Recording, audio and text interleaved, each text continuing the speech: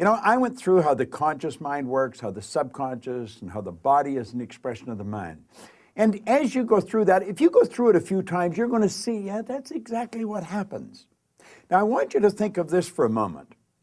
When you impress an idea upon your subconscious mind, that alters the vibration of this instrument we call our body. See, our body is a molecular structure, really what it is. It's a mass of energy in a very high speed of vibration.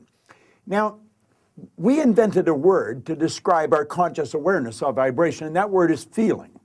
If you ask a person, you know, how are you today? They'll say, well, I'm feeling fine, or I don't feel that good, I feel great. You never hear a person say, oh, I'm consciously aware of being emotionally involved with a negative idea, so therefore I've moved into a negative vibration. But that's exactly what happens. So, you see, as we start to understand this, and we become aware that we're not feeling too good, we can change it. Now, it takes a little training, but you can do it. We are really in charge of how we feel. Now, we let other people upset us, but we don't have to let other people upset us. We don't need to react to them. We can respond. We can listen to what they're saying, and they say, well, you're entitled to your opinion, but that's just not what I'm like. And we can hold our own idea of ourselves. You see, it's important that we grasp how the mind works and that we understand the relationship of the body to the mind and the mind to the body. Now, it's our results that we want to change. Now, our results could be in our physical body. It may want to be, you may want to cast off a few pounds. You may want to put on a couple of pounds. You may want to have a little higher energy. See, all the energy there ever was or ever will be is 100% evenly present in all places at the same time. Everything's energy. You know, you'll hear people say, where does he get all the energy? Where does she get all the... Nobody gets energy. Everybody releases energy. Desire is the triggering mechanism that, whoo, lets the energy flow. Now, let's go back and have a quick review.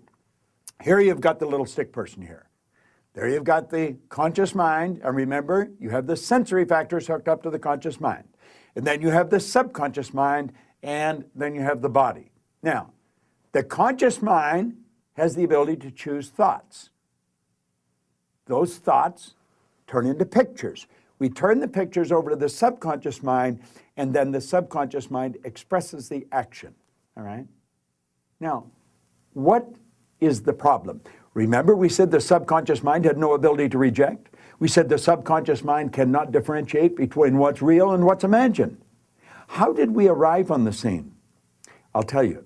When you arrived on the scene, you did not have any conscious faculties developed. The sensory factors weren't even developed. This is how you arrived. That's called the little life. That's the baby. No conscious mind. So there's the subconscious mind. It's wide open. You can put anything in it. You see, your subconscious mind is programmed genetically. That's why we look like our relatives. It's built right into the genes at birth. But then we're programmed environmentally. Carl Mendinger from the Mendinger Foundation in Topeka one time said, environment is more important than heredity. Why do you think you speak the language you speak? You speak that language because you were surrounded by people that speak that language in your little life. And the language just went right into the subconscious mind. If you grew up in a home that was bilingual, you learned both languages. I had an associate over in Kuala Lumpur, had a little boy, he spoke 4 languages at 4 years of age. And you'd look at that and you'd say, my gosh. No. The baby was programmed. Why do you like the food you like? It's programming. That's right. Now, let's stop and think about the environment we were raised in. Here's the baby, and look at the ideas and the thoughts and the concepts that are going on around that baby are going right into that baby's subconscious mind. Now, through repetition, over and over and over again, and remember, the baby's getting it all day, all week, every week, all month, every month, all year, and this goes on for 4 or 5 years. And the baby reaches the age of 4 or 5 where they can start to think that baby's programmed. That baby is programmed to think like the people it had been surrounded by.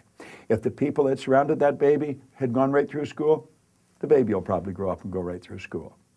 If the people that were surrounding that baby always lived in hard times, never had any money, always in debt, that's probably how that baby's going to grow up. Now, this is bizarre, but this is how it happens. It's how it happens for me. I was raised during a depression. We didn't have any money. There was always talk about no money. You should be satisfied with what you've got. Well, that's not true. You should never be satisfied with what you've got. You should be happy with what you've got. Dissatisfaction is actually a creative state. So here we have now a baby that has been programmed. Now, let's take and think for a moment. What happens when that baby starts to think for itself? Now think of this. The paradigm controls the vibration controls the action which produces the result. Now here we go. Here you got the baby with the paradigm, and the conscious faculties have developed. They have the ability to think. There's a power flowing into them. What are they going to think? They're going to think thoughts that are in harmony with that paradigm. That's right. We've been raised to believe you go to work to earn money. Do you know that working is the very worst way to earn money? That's right. You should go to work for satisfaction, not for money. You provide service for money. You can earn money while you're sleeping. In fact, we have programs where we teach people to actually earn more money while they're sleeping than they'll ever need to use while they're awake. You say, well, that's a pipe dream. No, no. That's a paradigm that causes you to think that's a pipe dream. There's people doing that are nowhere near as bright as you. But here we are now. We've got the person. They've been programmed in their little life genetically and environmentally. That paradigm is nothing but a multitude of habits. A habit is an idea that's been programmed into the subconscious mind over and over and over again. Now, the paradigm is literally controlling the behavior. Consciously, you can think of one thing, but subconsciously, the other idea will be controlling you. See, we can sit down and we can read these self-help books, we can listen to the recordings, and we say, yeah, well, I can do that. That makes sense. That's logical. But then we can't do it. Why? Now think of this for a moment. I want you to imagine that you're going to accept an idea right now to turn your annual income to a monthly income. You say, well, I'd like that, but will you do it? Probably not. Your paradigm will stop you. See, your paradigm literally controls the results. Now, let's think of how the paradigm was formed. The paradigm was formed through repetition. The idea is being planted in your subconscious mind. Now, understand your paradigm dictates your logic. Your paradigm controls how you utilize your time. Your paradigm controls your perception of situations. Your paradigm controls your effectiveness. Your paradigm controls the amount of money you earn. If you want to change your life, you must change your paradigm. You see, to most people, it's illogical that they could take and turn their annual income to a monthly income. But if you follow our teachings, we'll show you exactly how to do that. We'll show you how to accomplish anything you want to accomplish, because what we're focused on is showing you how to change the paradigm. When the paradigm's changed, your life changes. It's a beautiful concept. It's an absolutely phenomenal concept. Now you know why you're getting the results you're getting. It has nothing to do with your intellect. Your intellect, you can figure out how to do things. But that doesn't mean you're going to do them. You'll hear people say, I believe that, but their behavior would indicate they've never even heard of it. Why? We believe something on a conscious level. On a subconscious level, the paradigm believes something else. There's a word called praxis. Praxis is the integration of belief with behavior. We've got to take the beliefs that we have consciously, that we determine by thinking, and plant them in the place of the old belief. See, I used to believe that I couldn't do anything better than I was doing. I felt fortunate that I was on the fire department. The idea of building a company that operated all around the world, furthest thing from my mind. But you know something? As I changed my paradigm, my whole world changed. That's what we do. That's what it's all about. You've got to change your paradigm if you want to change your life. Now, you can study all you want. If you don't gain an understanding how to alter that program, and that's what the paradigm is, it's a program. It's a multitude of concepts that are fixed in your subconscious mind that literally control your behavior. It's a beautiful concept to understand. It's a terrible one if you don't understand it, because it literally controls your life. Why do you think most people go right through their life and keep getting the same results year after year after year? Well, it's just the way it is, and they don't know. We should be taught this in school, but we're not. How is the paradigm formed? Through the repetition of information. How's the paradigm changed? Repetition of information.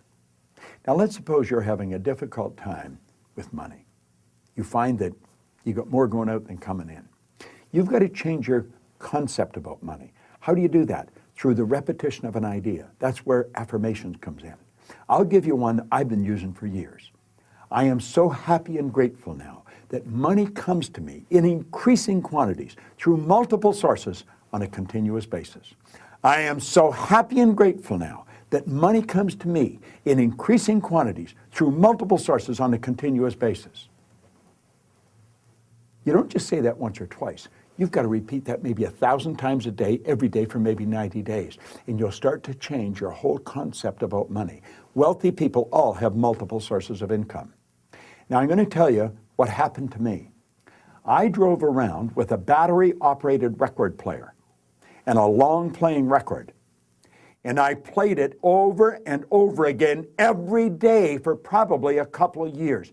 This was so totally illogical. It was behavior. Everybody thought I was losing it. And I'm reading the same book every day, Think and Grow Rich. As a matter of fact, I'm still reading the same book.